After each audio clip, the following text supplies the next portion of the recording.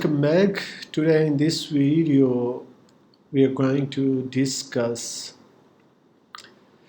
the key topic in organic chemistry, that is the resonance. And resonance made things easy to understand. You remember the convention of drawing two or more resonance structures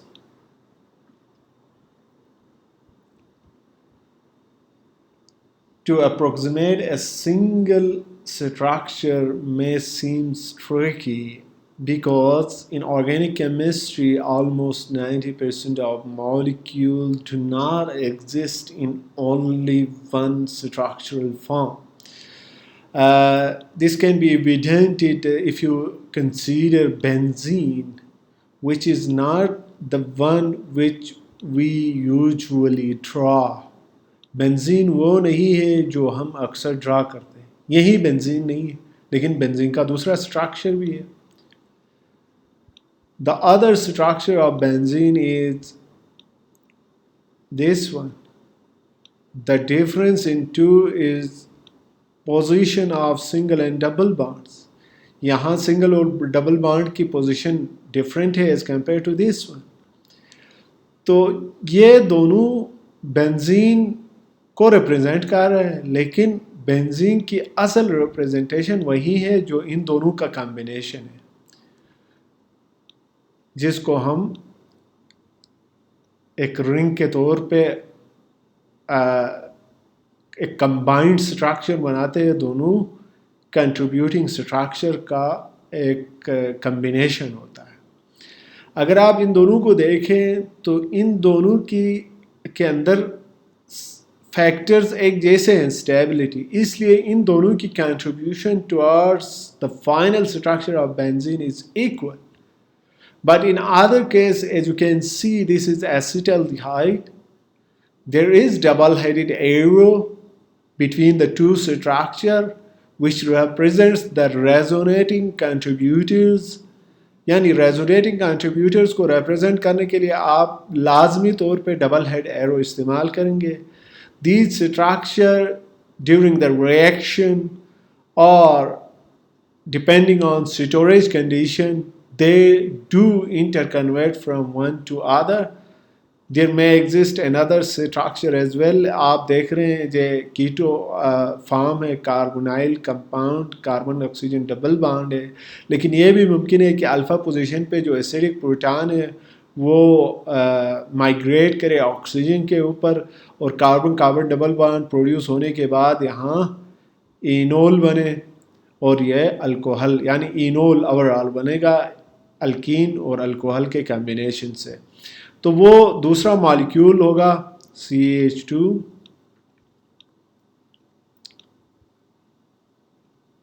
double bond OH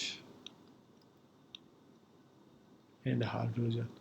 ये enol है, इसी molecule का enol form है. ये determine करना कि इन सब में स्टेबल कौन सा स्ट्रक्चर होगा. Indeed the final structure is combination of these two. यहाँ 4 सेपरेशन ज़्यादा है, यहाँ 4 सेपरेशन कम है, यहाँ नंबर ऑफ बॉन्ड्स ज़्यादा है. आप देखें 1 2 3 सिग्मा बॉन्ड्स है, एक पाई बॉन्ड है, ओवरऑल 4 बॉन्ड है, लेकिन यहाँ 3 बॉन्ड्स है. तो ये rules and guidelines next few slide में हम ज़रूर डिस्कस करेंगे, लेकिन यहाँ सिर्फ आपको वो समरी बता रहा हूँ कि किसी भी मॉलिक्यूल को जिस अंदाज में हम रिप्रेजेंट करते हैं वो एक फाइनल सिंगल स्ट्रक्चर होता है जो कि अप्रोक्सीमेट होता है बाकी रेजोनेटिंग स्ट्रक्चर का. तो इसलिए बाकी रेजोनेटिंग स्ट्रक्चर का जानना इसलिए ज़रूरी है कि by using the concept of resonance we can explain the structure feature of any molecule. बगैर रेजोनेटिंग कंट्रीब्यूटर्स को समझे हम किसी भी मॉलिक्यूल के स्ट्रक्चर फीचर्स को डिस्कस नहीं कर सकते, समझ नहीं सकते. इसी तरह we can determine the relative stability of resonance structure by using a set of rules. हम जिस तरह मैंने कहा इनोल और कीटो फार्म में से कीटो फार्म ज़्यादा स्टेबल है क्योंकि कार्बन ऑक्सीजन डबल बॉन्ड ज़्यादा स्ट्रॉन्ग होता है as compare to carbon oxygen single bond, ठीक है। दूसरा enol form carbon carbon double bond के मुकाबले में कार्बन ऑक्सीजन बॉन्ड ज़्यादा बेहतर स्टेबलाइज करता है, जबकि चार्ज सेपरेशन यहाँ ज़्यादा है, यहाँ चार्ज सेपरेशन कम है, इसलिए भी ये ज़्यादा स्टेबल है in comparison to these two. दूसरी बात यह है कि नंबर ऑफ बॉन्ड्स यहाँ ज़्यादा है as compare to this dipolar compound. तो इन द एंड इन दोनों का कॉम्बिनेशन और ज़्यादा स्टेबल मॉलिक्यूल कीटो फार्म। लेकिन कुछ ऐसे मॉलिक्यूल्स भी है जहाँ इनोल फार्म ज़्यादा स्टेबल होता है depending on the molecular structure and factor stabilizing factor. तो इसलिए कैनोनिकल स्ट्रक्चर और स्टेबिलिटी ऑफ मॉलिक्यूल के दरमियान डायरेक्ट रिलेशनशिप है, इसको जानना और समझना बहुत ज़रूरी है।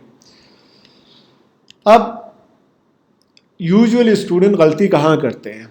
We have acetamide in first example here.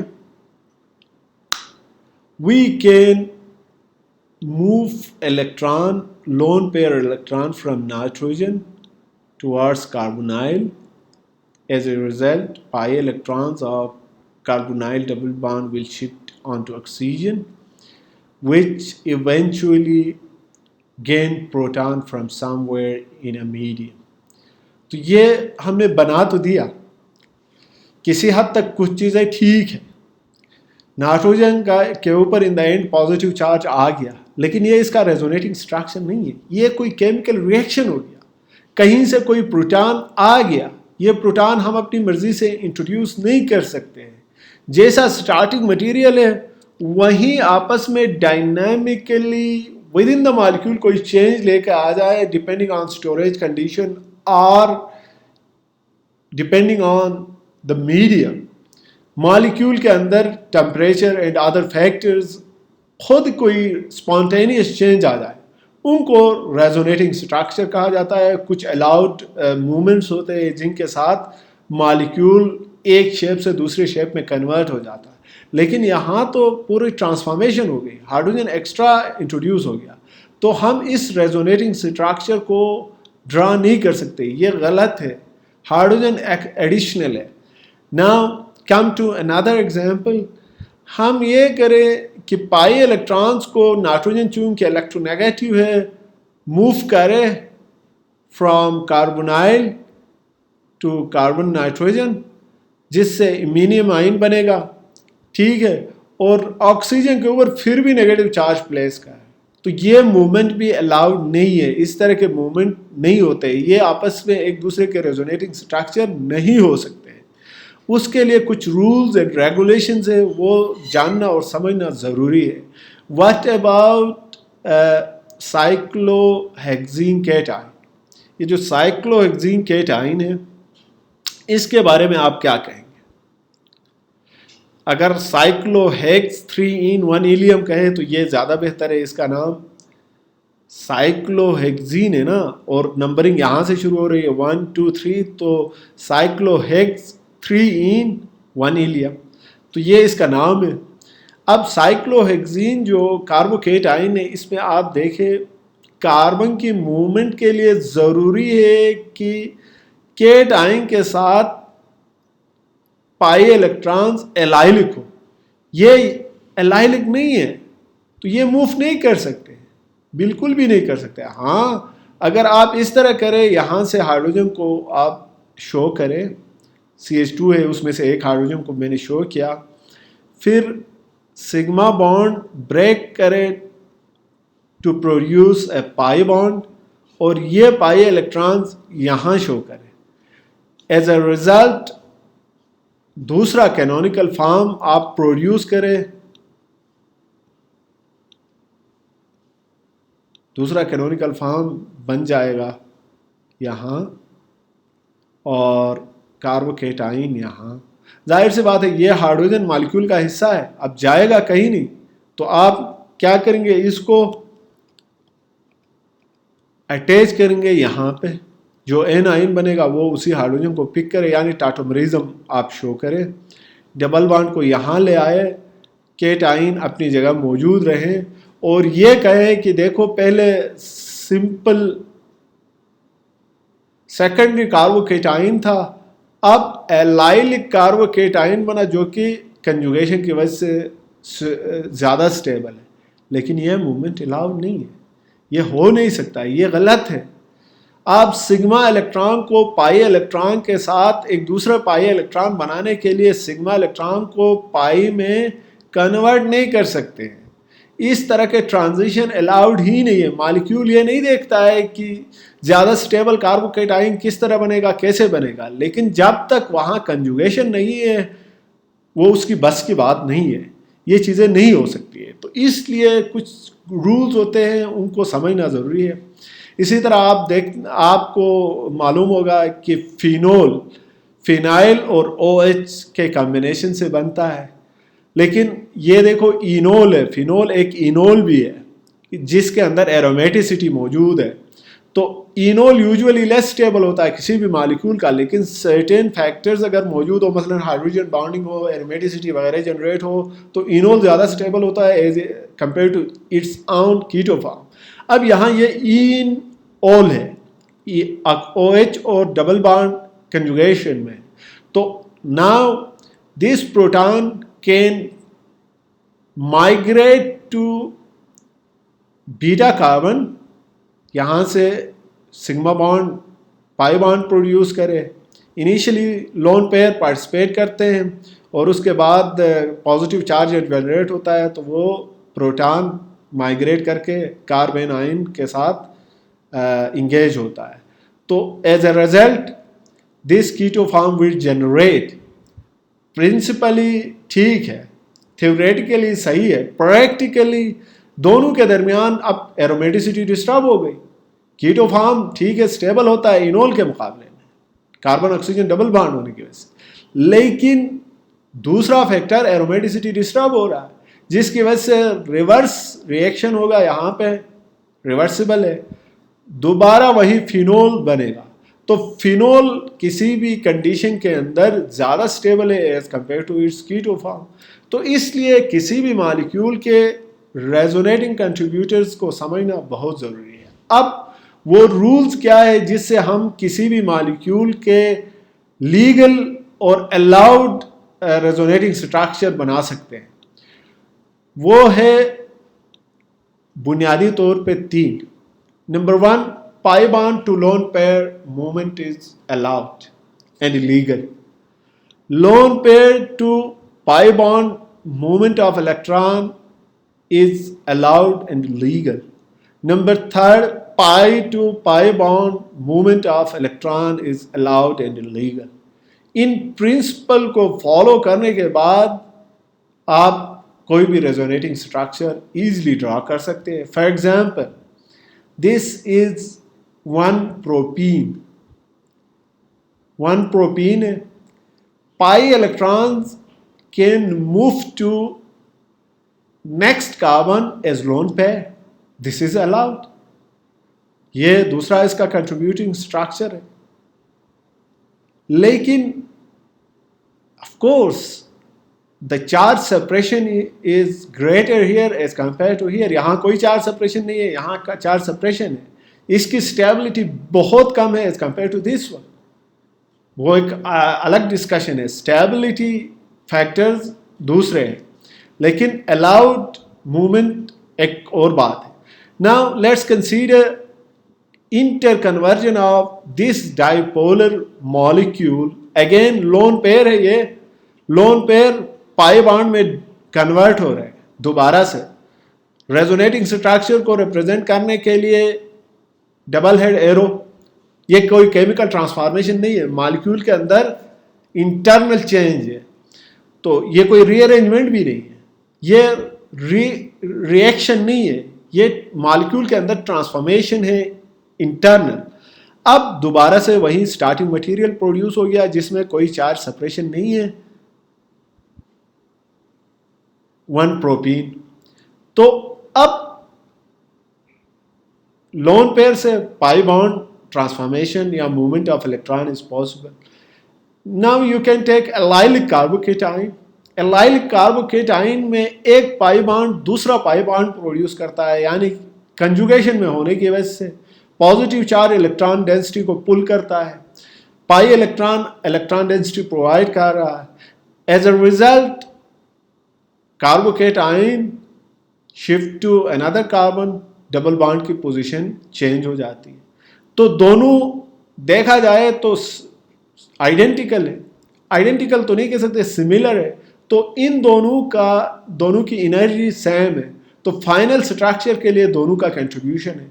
तो इसलिए इन दोनों का कंबाइंड स्ट्रक्चर हम ड्रा करना अगर चाहें तो यूं ड्रा करेंगे, 3 कार्बन्स आर देयर, न ये कार्बन 1 और 2 के दरमियान न डबल बॉन्ड है, न कार्बन 2 और 3 के दरमियान डबल बॉन्ड है। ये दोनों एक ही वक्त में डबल बॉन्ड भी है और सिंगल बॉन्ड भी है। एक दफ़ा ये डबल बॉन्ड है, दूसरी दफ़ा ये डबल बॉन्ड है। तो इसलिए हम डॉटेड लाइन के ज़रिए से दोनों को रिप्रेजेंट करते हैं। यानी ये डॉटेड लाइन का मतलब ये है कि positive double bond is between both these carbon 1, 2 and 2, 3, दोनों के ऊपर डबल बॉन्ड है, और पॉजिटिव चार्ज भी बिटवीन टू एंड्स, दोनों एंड्स के ऊपर पॉजिटिव चार्ज डिस्ट्रीब्यूट हुआ है। तो दोनों का कंबाइंड जो रिप्रेजेंटेशन होगा, अप्रोक्सीमेट स्ट्रक्चर होगा, वो यही होगा। तो इसलिए रेजोनेटिंग स्ट्रक्चर और स्टेबिलिटी का एक दूसरे के साथ डायरेक्ट लिंक है। नाउ स्टेबिलिटी फैक्टर्स को अंडरस्टैंड करने के लिए we have an allylic carbocation which, अगर मैं आपको इस तरह का क्वेश्चन प्लेस करूं तो ये आपसे ये कहूं कि इन दोनों में से कौन सा स्टेबल है, ठीक है, तो ये प्राइमरी कार्बोकेटाइन एलाइलिक पोजीशन में डबल बॉन्ड के साथ रेजोनेंस में है, इसलिए ये इसको स्टेबलाइज कर रहा है। रेजोनेंस की वजह से दूसरा स्ट्रक्चर बना, डबल बॉन्ड की पोजीशन चेंज हो गई, कार्बोकेटाइन शिफ्ट हो गया। तो ये सेकेंडरी कार्बोकेटाइन है। दोनों एक ही मॉलिक्यूल के दो रिप्रेजेंटेशन है, इसलिए मेजर कंट्रीब्यूटर ये है, माइनर कंट्रीब्यूटर ये है। अगर आपसे ये कहा जाए कि ये बॉन्ड ज़्यादा स्टेबल है या कोई सिंपल सेकेंडरी कार्बोकेटाइन, मसलन मैं सिंपल सेकेंडरी कार्बोकेटाइन ड्रा करता हूं, इसी जैसा बनाया, overall carbon number of carbon same है, सिर्फ डबल बॉन्ड की पोजीशन, डबल बॉन्ड मैंने रिप्रेजेंट नहीं किया और कार्बोकेटाइन को सेकेंडरी बना दिया। तो ये देखो, ये प्राइमरी है लेकिन एलाइलिक है, और एलाइलिक होने की वजह से इसका दूसरा स्ट्रक्चर सेकेंडरी भी है, एलाइलिक भी है। तो जाहिर सी बात है ये सेकेंडरी नॉर्मल जो सैचुरेटेड हाइड्रोकार्बन का सेकेंडरी कार्बोकेटाइन है उससे ये ज़्यादा स्टेबल है। और with in comparison of these two contributing structure, this secondary allylic carbocation is major contributor towards its final structure as compared to primary. अब इसी तरह आप ले ले, एक साइक्लोहेक्सेन है, एक जो साइक्लिक डबल बॉन्ड है, और साइक्लोहेक्सेन के ऊपर सेकेंडरी कार्बोकेटाइन है, लेकिन it is in allylic position with double bond. तो पाई इलेक्ट्रॉन्स के मूवमेंट के साथ ही कार्बोकेटाइन मिथाइलिन के ऊपर जाएगा एज ए प्राइमरी कार्बोकेटाइन, लेकिन अब भी ये एलाइलिक है। तो जाहिर सी बात है ये प्राइमरी है, एलाइलिक है, माइनर कंट्रीब्यूशन है, और ये सेकेंडरी है और एलाइलिक है, मेजर कंट्रीब्यूटर है, लेकिन दोनों उसी एक मॉलिक्यूल की रिप्रेजेंटेशन है। तो इसलिए बाकी कंट्रीब्यूटिंग स्ट्रक्चर को ड्रा करने के बाद ही आप कंक्लूजन ले सकते हैं कि ये अगर 2 या 3 कार्बोकेटाइंस के दरमियान आपने कंपैरिजन करना है तो कौन सा कार्बोकेटाइन ज़्यादा स्टेबल होगा। Now come to few other example, we have acetophenone, acetyl और फिनाइल ग्रुप आपस में लिंक्ड है, तो एसिटोफिनोन है। अब एसिटोफिनोन में अलाउड मूवमेंट क्या हो सकती है, pi to lone pair movement allowed है, आपने मूव कर दिया, चार्ज कोई नहीं है। लेकिन नेक्स्ट में डाइपोल बन गया, कार्बन के ऊपर पॉजिटिव चार्ज, क्योंकि पाई इलेक्ट्रॉन ऑक्सीजन ने पुल किया और ऑक्सीजन के ऊपर नेगेटिव चार्ज, तो lone pair to pi to lone pair transition हो गई। Now this positive charge further stabilize होता है with through the pi electron from the ring, aromatic ring, pi electron carbocation को स्टेबलाइज करके carbocation shift होता है next carbon के ऊपर, then it continues next carbon पे आता है, further movement lead to another carbocation which is almost similar to this carbocation.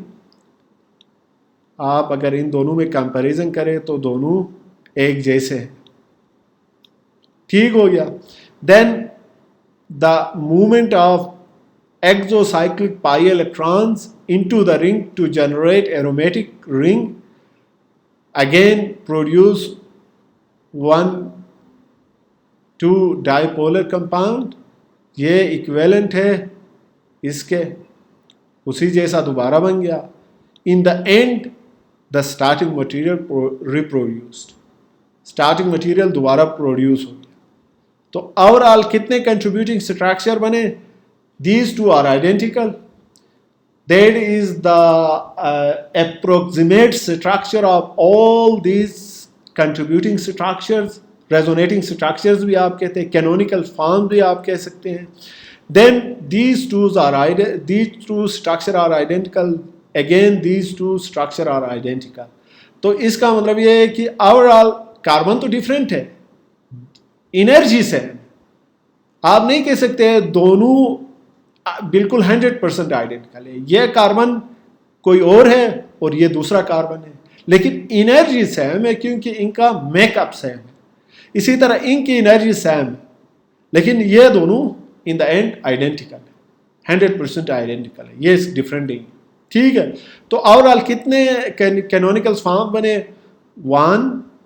ये दोनों भी 100% आइडेंटिकल है, लेकिन ये दोनों नहीं है क्योंकि इनमें कार्बन डिफरेंट है। ओवरऑल आप देखें पोजीशन सेम है लेकिन कार्बन डिफरेंट है, अगर इनको लेवल करें तो डिफरेंट कार्बन शो होगा। ओवरऑल हमारे पास 1, 2, 3 and 4 स्ट्रक्चर्स बन गए। ये 4 स्ट्रक्चर एसिटोफिनोन की स्टेबिलिटी में की रोल प्ले करते हैं, जिनको कंट्रीब्यूटिंग स्ट्रक्चर कहा जाता है।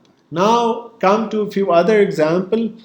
आखिर में हम वो रूल्स डिस्कस करेंगे जिससे किसी भी कार्बोकेटाइन हो या कोई भी मॉलिक्यूल हो, उनके डिफरेंट रेजोनेटिंग स्ट्रक्चर कैसे ड्रा करेंगे, हम उस चीज़ को इवेलुएट करेंगे। We have benzylic carbocation, ring के अंदर से एलाइलिक पोजीशन पे मौजूद पाई इलेक्ट्रॉन्स बेंजाइलिक पोजीशन पे मौजूद कार्बोकेटाइन को इलेक्ट्रॉन प्रोवाइड कर रहा है, pi electron. As a result aromaticity disturb हो रहा है, एक्सोसाइक्लिक पाई इलेक्ट्रॉन्स प्रोड्यूस हो रहे हैं और सेकेंडरी कार्बोकेटाइन। अब देखो पहले प्राइमरी कार्बोकेटाइन था, अब सेकेंडरी कार्बोकेटाइन। पहले कार्बोकेटाइन 2 जगह से एलाइलिक था, एक इस एंड की तरफ से, दूसरा इस एंड की तरफ से। अब भी वही है, ये एक तरफ से यहाँ से एलाइलिक है, दूसरी तरफ से यहाँ से एलाइलिक है, फिर एक्सटेंडेड पाई सपोर्ट भी मौजूद है। तो इसकी वजह से अब this cation further keep moving, अब पाई इलेक्ट्रॉन्स मूव कर रहे हैं, कार्बोकेटाइन इस तरफ आ रहा है, अभी भी allylic and extended pi conjugation. Now next pi bond will shift and carbocation move to another carbon. In the end the starting carbocation will regenerate. अब उसको रीजेनरेट करने का फ़ायदा नहीं है क्योंकि वो पहले ही बन चुका है, अब पहले ही हम शो कर चुके हैं, ठीक है। इसी तरह allylic carbocation with extended pi electrons open chain है, कार्बोकेटाइन की तरफ पाई इलेक्ट्रॉन्स पहले मूव करेंगे फर्स्ट स्टेप में, तो secondary carbocation allylic are on both ends, इस तरफ से भी एलाइलिक है राइट साइड की तरफ से और लेफ्ट साइड की तरफ से भी एलाइलिक है, तो ज़्यादा स्टेबिलिटी है। अब यहाँ सिर्फ एक एलाइलिक है, यहाँ 2 एलाइलिक है, एक एलाइलिक के साथ एक्सटेंडेड पाई इलेक्ट्रॉन है। अब नेक्स्ट में फर्दर मूव करता है ये पाई इलेक्ट्रॉन्स, तो as a result carbocation from one terminal to another terminal migrate करता है। तो ये ओवरऑल इसके 3 कंट्रीब्यूटिंग स्ट्रक्चर बन गए। सबसे ज़्यादा स्टेबल और मोर कंट्रीब्यूटिंग स्ट्रक्चर यही होगा क्योंकि इसमें डबल एलाइलिक पोजीशन पे और सेकेंडरी कार्बोकेटाइन है, ये प्राइमरी है विद एक्सटेंडेड पाई इलेक्ट्रॉन, और ये दोनों इक्विवेलेंट है इन एनर्जी। अगरचे दोनों में डिफरेंट एंड्स है लेकिन एनर्जी वाइज दोनों सेम कंट्रीब्यूशन करेगा। अब नाउ कम टू साइक्लोहेक्सीन है, साथ में मिथॉक्सी अटैच है। अगर आप इसका नाम बनाना चाहें तो नंबरिंग आप कर सकते हैं। नंबरिंग हमेशा उसी पोजीशन से होगा जहाँ पे कार्बोकेटाइन है 1, फिर डबल बॉन्ड को कम नंबर मिले 2, इसी तरह आगे कंटिन्यू करेंगे। तो 1 पे मिथॉक्सी मौजूद है, साथ में साइक्लोहेक्सीन है, तो 1 मिथॉक्सी साइक्लोहेक्स 2 इन 1 इलियम। 1 पोजीशन पे कार्बोकेटाइन है, 2 पे डबल बॉन्ड है, 1 पे मिथॉक्सी है, इसलिए 1 मिथॉक्सी साइक्लोहेक्स 2 इन 1 इलियम। अब इसी तरह बाकी के नाम आपको पहले ही नोमेनक्लेचर में समझा चुका हूँ। तो बहरहाल साइक्लोहेक्सीन है और साथ में कार्बोकेटाइन है मिथॉक्सी ग्रुप के साथ, वो स्टेबलाइज है। मिथॉक्सी ग्रुप अपना इलेक्ट्रॉन पेयर कार्बोकेटाइन को प्रोवाइड करके स्टेबलाइज करता है। तो एज अ रिजल्ट क्या होगा, ऑक्सीजन के ऊपर पॉजिटिव चार्ज शिफ्ट होगा क्योंकि इसने अपना इलेक्ट्रॉन कार्बोकेटाइन को प्रोवाइड किया, तो कार्बोकेटाइन कार्बन से ट्रेवल करके ऑक्सीजन की तरफ आएगा। ठीक हो गया। और डबल बॉन्ड अपनी पोजीशन पे मालूम जगह मौजूद है इस स्ट्रक्चर के दरमियान, कैनोनिकल स्ट्रक्चर के दरमियान। Resonating contribution double head arrow वही रिप्रेजेंट कर रहा है। दूसरे एंड से अगर मूवमेंट शो करे, पाई इलेक्ट्रॉन मूव करे पोजीशन नंबर 2 से कार्बोकेटाइन की तरफ, तो pi electron movement double bond की पोजीशन चेंज होगी, 2 और 1 के दरमियान आएगी और कार्बोकेटाइन ऑक्सीजन से उस तरफ चला जाएगा। लेकिन इन द एंड ऑक्सीजन दोबारा पाई बॉन्ड की तरफ इलेक्ट्रॉन शेयर करे और पाई बॉन्ड अपनी पोजीशन चेंज करे, तो वहीं दोबारा प्रोड्यूस होगा जो यहाँ से हो रहा है।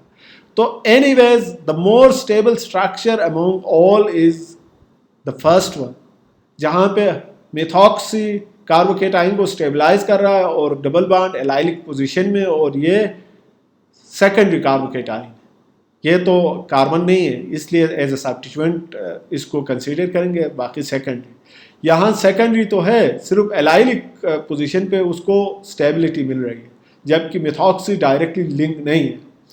अब यहाँ पे आप देख ले, कार्बोकेटाइन हाईली इलेक्ट्रोनेगेटिव ऑक्सीजन के ऊपर है, तो इलेक्ट्रोनेगेटिव एटम के ऊपर नेगेटिव चार्ज होना चाहिए, पॉजिटिव चार्ज होने की वजह से ये भी ज़्यादा स्टेबल नहीं है। इन the end the most stable is the carbocation with directly attached methoxy group. ये चीज़ें ज़रूरी है। अब रूल्स क्या वर्कआउट होते हैं इन the end, the rules for establishing relative stability of resonance structure. पहले मैंने वो गाइडलाइंस बताए जिससे इलेक्ट्रॉन मूवमेंट अलाउड और लीगल है, वो बता दिया। अब वो रूल्स क्या है जिससे हम ये बता सके कि कौन सा स्ट्रक्चर ज़्यादा स्टेबल होगा। The structure in which all atoms have complete valence shell is more stable. ऐसा स्ट्रक्चर जिसमें तमाम मौजूद एटम्स के पास वैलेंस शेल ऑक्टेट कंप्लीट हो, तो वो ज़्यादा स्टेबल होगा। अगर दो में कंपैरिजन इस तरह हो कि किसी में 3 एटम है और उनमें से 2 में ऑक्टेट कंप्लीट है जबकि दूसरे में सिर्फ 1 में है, तो 2 वाला ज़्यादा स्टेबल होगा। The structure that has greater number of covalent bond is more stable. We will see in next slide, compare करेंगे कि एक स्ट्रक्चर में नंबर ऑफ बॉन्ड्स कम है, जैसे कि शुरू में भी हमने देखा एसिटाल्डिहाइड के केस में, दूसरे में कोवेलेंट बॉन्ड्स ज़्यादा है, तो ज़्यादा बॉन्ड वाले ज़्यादा स्टेबल होगा। The structure with fewest number and और the least separation of formal charge is more stable. यानी अगर किसी मॉलिक्यूल के अंदर फॉर्मल चार्ज सेपरेशन ज़्यादा है, यानी ज़्यादा चार्जेस है, तो इसका मतलब ये कम स्टेबल है। अगर कम चार्जेस है तो ज़्यादा स्टेबल है। ये तो अंडरस्टूड सी बात है। चार्जेस जो है स्टेबिलिटी को डिक्रीज करते हैं। The structure with negative charge on the more electronegative atom is more stable. यानी मोर इलेक्ट्रोनेगेटिव के ऊपर ज़्यादा नेगेटिव चार्ज होना चाहिए। इलेक्ट्रोनेगेटिव क्योंकि अपनी तरफ इलेक्ट्रॉन पुल कर लेता है, अगर उसके रिवर्स कोई स्ट्रक्चर बन गया है तो वो ज़्यादा स्टेबल नहीं होगा। Positive charge should be on the least electronegative atom. फिर पॉजिटिव चार्ज कंपैरिजन में दो एटम्स के दरमियान लीस्ट इलेक्ट्रोनेगेटिव एटम के ऊपर होना चाहिए, क्योंकि positive charge least electronegative atom के ऊपर ज़्यादा स्टेबल होता है। Resonance forms that are equivalent have no difference, resonance forms that are equivalent have no difference in stability and contribute equally। जैसे मैंने पहले बताया, दो रेजोनेंस फॉर्म्स ऐसे हों जिनकी एनर्जी सेम हो, जैसे कि एसिटोफिनोल में बता दिया, तो वो इक्वली कंट्रीब्यूट करेगा, इक्विवेलेंट हो एनर्जी में। Now based on previous conclusion, अब आप देखें ये हमारे पास फॉर्मेट है, फार्मिक एसिड का A9 है। Now carbon oxygen double bond at one end, at the other end carbon oxygen single bond with negative charge on carbon, फिर कार्बन के साथ हाइड्रोजन अटैच है, ये स्ट्रक्चर A आप इसको कंसीडर करें।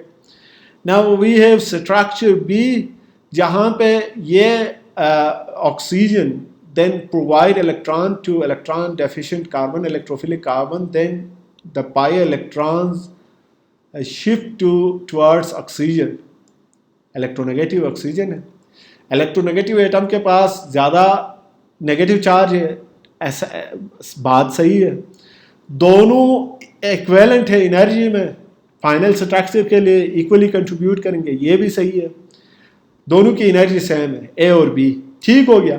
अब कार्बन ऑक्सीजन डबल बॉन्ड भी है, सिंगल बॉन्ड भी है, फिर यहाँ डबल बॉन्ड है और यहाँ सिंगल बॉन्ड, तो दोनों इक्विवेलेंट है एनर्जी में।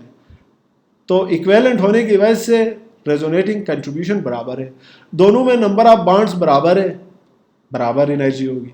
लेकिन थर्ड केस में अगर आप पाई इलेक्ट्रॉन्स को मजीद ऑक्सीजन की तरफ ले जा सकते हैं, ठीक है, बन जाएगा। सेपरेशन ऑफ चार्जेस सेपरेशन, यहाँ देखो एक चार्ज था, अब यहाँ तीन चार्ज बने, दो नेगेटिव एक पॉजिटिव, सेपरेशन ऑफ चार्जेस ज़्यादा है, नंबर ऑफ चार्जेस ज़्यादा बन गए, तो इसलिए नंबर ऑफ चार्जेस ज़्यादा बनने की वजह से इसकी स्टेबिलिटी बाकी से कम है। एक फैक्टर ये हो गया। दूसरा फैक्टर नंबर ऑफ बॉन्ड्स, यहाँ देखें दो, एक पाई बॉन्ड है, तीन सिग्मा बॉन्ड है, ओवरऑल 4 बॉन्ड है हमारे पास कोवेलेंट। अब यहाँ ओवरऑल 3 बॉन्ड है, तो नंबर ऑफ बॉन्ड कम होने की वजह से ये माइनर कंट्रीब्यूटर है C structure towards the final structure of the formate carboxylic acid. तो ये वो चीज़ें हैं, इनको समझने के बाद आप किसी भी ऑर्गेनिक मॉलिक्यूल के कैरेक्टरिस्टिक फीचर्स को ईजिली अंडरस्टैंड कर सकते हैं और एक स्ट्रक्चर और दूसरे स्ट्रक्चर के दरमियान स्टेबिलिटी डिटरमाइन कर सकते हैं।